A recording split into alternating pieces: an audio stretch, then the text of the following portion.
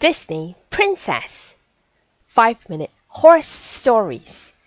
Stories 4 in 1. Sleeping Beauty. Aurora and the Joust. Aurora loved being a princess, but after spending so much time in a quiet cottage, her life at the castle was often a bit overwhelming. One day, Aurora was embellishing a flag for the upcoming joust. Soon, the whole kingdom would gather to watch knights compete on horseback. Later, Aurora noticed Samson, Prince Philippe's horse, was refusing to follow the stable hand into his stall. Aurora rushed to investigate. "What seems to be the matter?" she asked. "Samson's just a bit restless," the stable hand explained. "The prince is traveling, so the horse won't get to compete in the joust," he continued. "It seems like we both could use some fresh air," Aurora said to Samson. "I'd like to take you somewhere special." But it was an awkward ride into town. Samson and Aurora had trouble finding a rhythm. Eventually, they reached the village. It was bustling, and the hard feelings between the new friends started to melt away. As they walked, Aurora and Samson got a closer look at village life. The carpenter and other locals were constructing the grandstands for the tournament. The blacksmith was forging a helmet for a knight. Just then, Aurora had an idea. "What if we compete in the joust together?" she whispered to Samson. Samson was overjoyed. He immediately raced to the field where he and Prince Philip used to practice. "You're amazing!" Aurora exclaimed. "Is this where you learned how to joust?" Samson whinnied loudly in reply. The tournament was in 1 week, and there was so much to learn. In the joust, Aurora would have 3 challenges.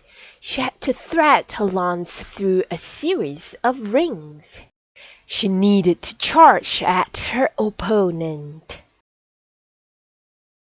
And she had to disarm the knights pitted against her. Practicing all 3 was fun, but for Aurora, spending time with Samson was the highlight of each afternoon.